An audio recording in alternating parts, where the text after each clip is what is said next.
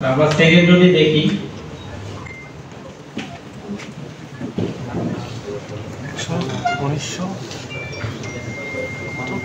1900 আসসালামু আলাইকুম প্রিয় রাইডার্স, আমি হাবিবুর রহমান মান্না। কেমন আছেন সবাই? যদিও আমি টিভিএস আরটিআর রাইডার, তবু আজকে কথা বলবো আপনাদের ইয়ামা এফজেডএস বাইক নিয়ে। টপিকটি হলো ইয়ামা কেন আমার ড্রিম বাইক। যে 5টি বিষয়ের কারণে ইয়ামা আমার ড্রিম বাইক, তা হলো আউটসাইড লুকিং, কমফোর্ট, কন্ট্রোল এবং আরিফ ওমর ভাই এই ফিডব্যাকের পাশাপাশি উনি কিন্তু কন্টেস্ট শেষ হওয়ার সাথে সাথে 1 ঘন্টার মধ্যে কিন্তু একটা সুন্দর পোস্ট করেছে, আপনারা সবাই জানেন। অনেক ডিটেইলসে উনি কিন্তু লিখেছেন পুরো কন্টেস্টটা কিভাবে রান হলো, কে উইনার হলো, কিভাবে হলো, সবকিছু কিন্তু ডিটেইলসে উনি লিখেছেন। সো আমি আরিফ ওমর ভাইকে এই জন্য অনেক ধন্যবাদ জানাতে চাই এবং ক্ল্যাপ দিতে চাই আরিফ ওমর ভাইয়ের জন্য। এবং আমি এইটাকে স্টেজে রাখতে চাই আরিফ ওমর ভাইকে, উনি আমাদের সাথে ডিটেইলসটা শেয়ার করবে, আসলে কি হয়েছিল, উনি কি অবজার্ভ করেছে এবং উনি কি দেখেছিল এই কন্টেস্ট। আসসালামু আলাইকুম। আমি আসলে এখানে আজকে হয়তো থাকতাম না যদি ইয়ামা থেকে এই কন্টেস্টটা যদি না হতো। সো এটা একটা কোম্পানি, তারা যে শুধু ব্যবসা প্রচারই করে না, ব্যবসার চিন্তাই করে না, তারা যে বাইসাইকেলের কথাও চিন্তা করে। সো এটা একটা কিন্তু অনেক বড় একটা প্লাস পয়েন্ট আমাদের বাংলাদেশের মোটর ইন্ডাস্ট্রিতে যারা আছে। এখানে আরো একটা বিষয় এখানে লক্ষণীয়, সেটা হচ্ছে ইয়ামাহা বাইকারদের পালসটা বুঝে, যেটা অন্যান্য আরো যারা আদার্স যেসব কোম্পানি আছে তারা কিন্তু এইভাবে কখনোই এগিয়ে আসে না। এখানে আমি যদি একটু ডিটেলস একটু বলতে চাই, আমি পরে আমি ওই ইয়েতে আসতেছি। সেটা হচ্ছে প্রত্যেকটা কোম্পানির একটা নির্দিষ্ট একটা বাজেট থাকে ইয়ার। সো সেটা কিন্তু তারা এনিহাউ টিভিতে অ্যাড দিয়ে হোক বা আদার্স অন্যান্য মাধ্যমে কিন্তু সেটা তারা ইনভেস্ট করে, তাদের যে নির্দিষ্ট বাজেটটা থাকে। কিন্তু এখানে ইয়ামাহা ব্যতিক্রম, তারা তাদের নির্দিষ্ট ইয়ে থেকেও এসে এভাবে যে একটা যে ইভেন্টে করলো, টোটালি একটা বাইক গিফট হিসেবে দেওয়া হবে, সেটা কিন্তু আসলে অ্যাপ্রিশিয়েট করবো। আমি জানি না আপনাদের মতামত কি হবে, বাট এটা পার্সোনালি যদি আমি বলি তাহলে এটা আসলে অনেক বড় একটা কন্টেস্ট ছিল, যেটা পূর্বে কখনো এগুলো দেখা যায়। তো সেটা যাই হোক, 1.5 মাস ধরে যে কন্টেস্টটা চলছে, এখানে কিন্তু টোটাল ইয়াটা কিন্তু সবার নজরে কাটছে কিভাবে কারা এগিয়ে আসছে। সো আসলে এটা কোনো ব্যক্তিগত ক্ল্যাশ থেকেই হয়েছে কিনা সেটা আসলে আমি জানি না, বাট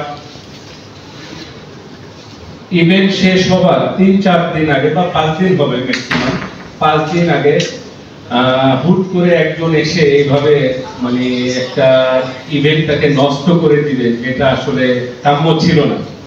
তো সে হয়তো অনেক পপুলারিটি আছে তার, সে 5 দিন আগে এসে যে কন্টেস্টে এগিয়েছিল তাকে ডিবেট করে সে চলে আসে সামনে।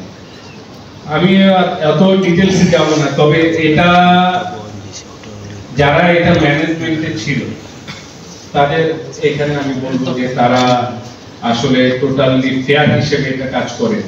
আর এখানে আমাদের চাওয়াটা ছিল যেন বাইকাররাই এখানে এগিয়ে আসে বা কোনো বাইকার এখান থেকে উঠে আসে।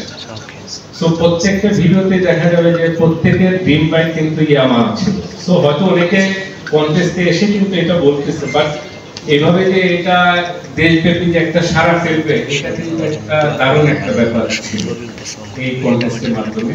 তবে হ্যাঁ, বাইক বিডিতে এখানে যে বেনিফিট ছিল না তা না, তারাও কিন্তু আমি আসলে আরেকটু একটা কথা আমি অ্যাড করতে চাই। স্যারকে বলবো নেক্সটে যদি এটা কোনো ইয়া করে তাহলে স্যার যেন আমার গ্রুপ থেকে এটা প্রচারটা চালায়। এতে কি লাভ হবে, আমার গ্রুপটা সেটা পপুলারিটি পাবে, যেটা বাইক বিডি এই 1.5 মাসে যেটা পেয়েছে। কারণ প্রায় 450 ভিডিও প্রচার করে এই একটা কন্টেস্ট নিয়ে, এটা কিন্তু জাতা ব্যাপার। এখানে কতগুলো ইউজার এই ভিডিওর মধ্যে মানে এই কন্টেস্টে অ্যাক্টিভ ছিল, এটা কিন্তু বিশাল একটা অ্যাচিভমেন্ট বাইক বিডির জন্য। এটাকে সুযোগ করে দিয়েছে ইয়ামাহা। স্যারকে ধন্যবাদ জানাই, টিম ইয়ামাহাকে ধন্যবাদ জানাই, তারা এমন একটা পদক্ষেপ নিচ্ছে। স্যারকে আমি রিকোয়েস্ট করব এইটা যেন আগামীতেও তারা যেন ধারাবাহিকতা ধরে রাখে। এইভাবে কিন্তু একটা বিশাল একটা বাইকারদের মধ্যে একটা কি বলবো যে ইয়ামাহা বাইক নিয়ে তাদের মধ্যে যে একটা উৎসাহ দেখা গেছে, এটা আশা করি যে আগামীতে হবে। তবে স্যারকে আমি বিশেষভাবে আরো একটা ধন্যবাদ জানাবো। স্যারের সাথে যখন এইটা পরে স্যারের সাথে আমার কথা হয়, স্যারকে আমি রিকোয়েস্ট করেছিলাম যে স্যার এই যে ইভেন্টে মেয়েটা এগিয়েছিল ওকে এনিহাও মানে হারিয়ে দেওয়া হয়েছে, ওর জন্য কি কিছু করার। আরেকটা ব্যাপার যেটা বলতে হয় যে আসলে বাইক পিডি যেভাবে তারা ইভেন্টটাকে মেনটেন করছে, এটাও একটা খুব ডিফিকাল্ট ছিল। এতগুলো কন্টেস্টার যখন একটা ইভেন্টে পার্টিসিপেট করে প্রত্যেকটা পদক্ষেপ মেনটেন করাটাও কঠিন ছিল, কিন্তু একটা ইন্ডে এসে তারা যে নিজেদেরকে পথহারা করে ফেলবে বা তাদের এইমটা যে চেঞ্জ হয়ে যাবে এটা প্রত্যাশা করি নাই আমরা। আর স্যারকে অবশ্যই আমি রিকোয়েস্ট করেছিলাম সমগ্র দেশের বাইকারদের পক্ষ থেকে যে স্যার এটার জন্য কোনো যে প্রকৃত কন্টেস্টার তার জন্য কিছু একটা করা যায় কি। তো স্যার সেটা অ্যাকসেপ্ট করছে এবং যে প্রকৃত উইনার মানে এই ইভেন্টে যে রিয়েলি যে এগিয়েছিল তাকে যে আজকে যে পুরস্কৃত করতেছে, এটা তার জন্য এবং বাইকারদের জন্য একটা গর্বের ব্যাপার। ধন্যবাদ সবাইকে। আশা করি আগামীতেও ইয়ামাহা থেকে এমন কোনো আরো চমকপ্রদ কন্টেস্ট আমরা দেখতে পাবো। ধন্যবাদ। ধন্যবাদ আলিকুমুল ভাইকে। তো আমি এই পর্যায়ে ওপেন ফোরাম আমি রিকোয়েস্ট করব যে কোনো বাইকিং গ্রুপের অ্যাডমিন কেউ কি স্টেজে এসে কিছু শেয়ার করতে চান নাকি?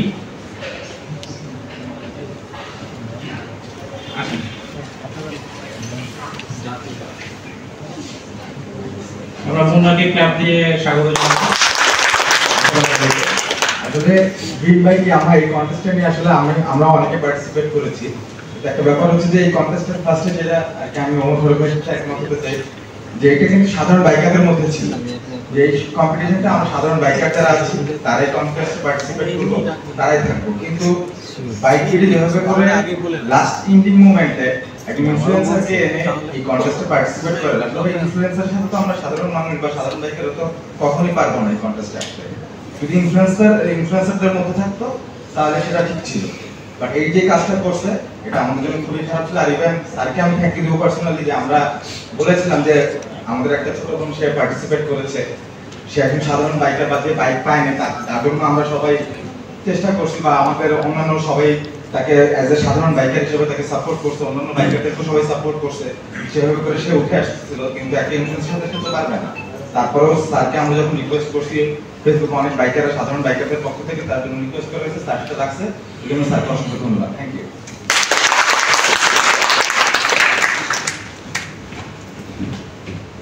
আমি ওয়াইসি গার্লস থেকে রিকোয়েস্ট করবো কেউ যদি এখানে এসে স্টেজে আসে আমাদের সাথে একটু পার্টিসিপেট করো।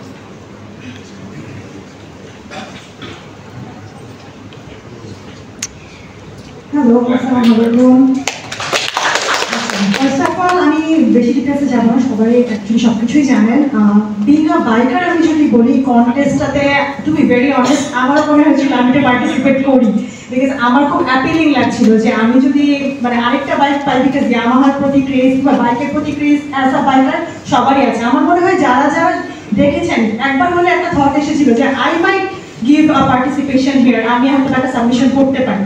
সো আমার কাছে এটা মনে হয়েছিল, সো করি নাই। যাই হোক, সবসময় গিয়েছিল যে এমন কেউ প্রত্যেকটা ক্যাম্পেইনের পেছনে একটা কোম্পানি কিংবা একটা বাইক মানে একটা কোম্পানি কিংবা একটা ব্র্যান্ডের কিন্তু কিছু অবজেক্টিভস থাকে।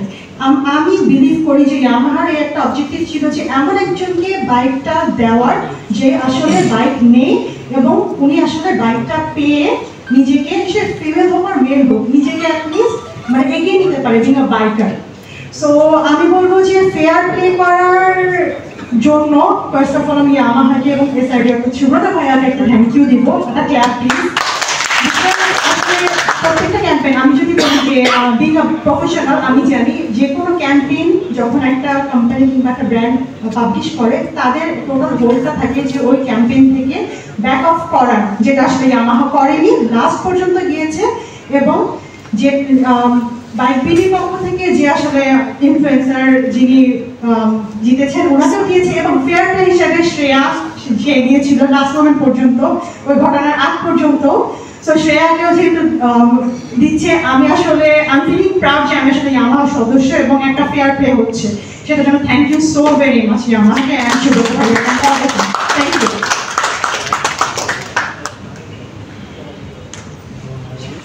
ধন্যবাদ মিনাল। সো আমরা একটু দেখে নেই আসলে যে ইনফ্লুয়েন্সার বা ব্লগার ফার্স্ট হয়েছিল, কিন্তু সেকেন্ড কে হয়েছিল। আমরা সেকেন্ড যদি দেখি,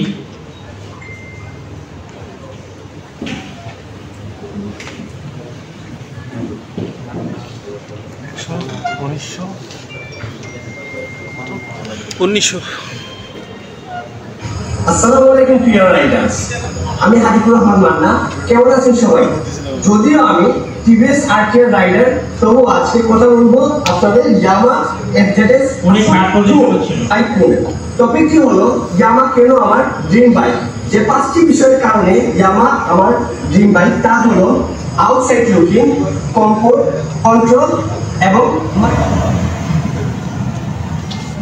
হ্যালো এভরিওয়ান, আসসালামু আলাইকুম। আমি রেডিও বাইকার শ্রেয়া। ইতিমধ্যে আপনারা জেনে গিয়েছেন যে বাইক ভিডিওর মেগা কন্টেস্ট শুরু হয়ে গেছে। ইয়ামাহা কেন আমাদের ড্রিম বাইক? আসলে ছোটবেলা থেকে ইয়ামাহা বাইকের প্রতি আমার খুব বেশি আগ্রহ ছিল। আমি যখন বাইক চালাচ্ছি প্রায় 3 বছর ধরে, তারপরেও আমি যখন ইয়ামাহা বাইকগুলো মানুষ দেখতাম যে মানুষ রাইড করে, তখন আমার মধ্যে মনে হইতো যে না, আমি একটু বাইকটা রাইড করে দেখবো আসলে কেমন। শুধু তাই নয়, ইয়ামাহা বাইক ফিমেল রাইডারদের জন্য হচ্ছে এমন একটি প্ল্যাটফর্ম তৈরি করে দিয়েছেন যেখানে আমরা ফিমেল রাইডারগুলো একত্রিত হতে পারি। তাছাড়া আমার অনেক ফ্রেন্ড সার্কেল আছে যাদের ইয়ামাহা ইউজার, তাদের অনেক বাইক রাইড করে এবং তাদের এভিডেন্স আমার যে এক্সপিরিয়েন্সগুলো হয়েছে তা আসলে আমি বোঝাতে পারবো না। আমি ইয়ামাহার অনেক সার্ভিস সেন্টারে গিয়েছিলাম, যেখানে দেখতে পাচ্ছি যে তারা কাস্টমারদেরকে আফটার সেলফ সার্ভিস যেভাবে গুরুত্ব দেয়, সেটা আসলে আমি প্রশংসা করি। ইয়ামাহা ড্রিম বাইক হওয়ার পিছনে আরেকটা কারণ হচ্ছে ইয়ামাহা মেয়েদের জন্য একটা ট্রেনিং সেন্টার তৈরি করে দিয়েছে, যেখানে মেয়েরা খুব সহজে বাইক চালানো শিখতে। আমি ধন্যবাদ জানাচ্ছি ইয়ামাহার এমন সুন্দর চিন্তাধারাকে, এবং ধন্যবাদ বাইক বিডি, ধন্যবাদ ইয়ামাহা। সেকেন্ড হয়েছে। আমরা দুটো ভিডিও আমরা দেখালাম। থার্ড হয়েছিল মান্না পরবর্তীতে নিজেকে প্রোগ্রাম থেকে কোয়েট করে নিয়েছে এই আনঅর্গানাইজ একটা প্রোগ্রাম দেখে, এবং আমি শ্রেয়াকে ধন্যবাদ জানাবো। শ্রেয়া লাস্ট পর্যন্ত প্রোগ্রামে কন্টেস্টে পার্টিসিপেট করেছিল এবং ফাইট করেছিল। তো এই জন্য আমরা শ্রেয়ার জন্য একটা করতালি দিই। এবং আরো একজন ছিল, আমি শ্রেয়ার বোর্ডটাকে দেখানোর জন্য বলবো। ভালো ব্রেকিং, কন্ট্রোলিং এমন বাইকের রিভিউ দেখা শুরু করি।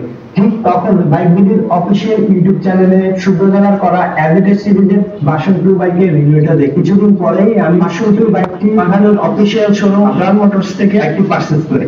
আলহামদুলিল্লাহ 35,000-এর 1 বছরের প্রফেশনাল ছিল। তো একবার পাহাড় হারিয়ে যাওয়া হয় অনেকবার, তার মধ্যে সাজেকগুলার একবার পরিবার। আলহামদুলিল্লাহ এই বাইকে ভালো লাগার প্রধান কারণ হচ্ছে বাইকের লুক এবং স্টাইলিশ হয় যে কারো মন কাড়ে, এবং কমফোর্ট, কন্ট্রোলিং, ব্রেকিং সিস্টেম খুবই অসাধারণ। সিকিউর পজিশন চলা হয়, লং রাইডে অস্বস্তি লাগতো না। মাইলেজ সবসময় 45+ পেয়েছি। এইসব পারফরমেন্সের কারণে ইয়ামাহা আমার ড্রিম বাইকে পরিণত হয়। এই ক্রাইসিসের কারণে আজ 1 বছর কোনো বাইক নেই। তাই আমি চাই এই কন্টেস্টের মাধ্যমে স্বপ্নের বাইকটি আবার আমার জীবনে আসুক। এই আশা ব্যক্ত করে সবাই আমার জন্য দোয়া করবেন এবং সাপোর্ট করবেন, এবং এই ভিডিওতে একটি লাইক এবং কমেন্টে আপনার সুন্দর মতামত আশা করছি। আল্লাহ হাফেজ। বাইক মানে বাইক বিডি।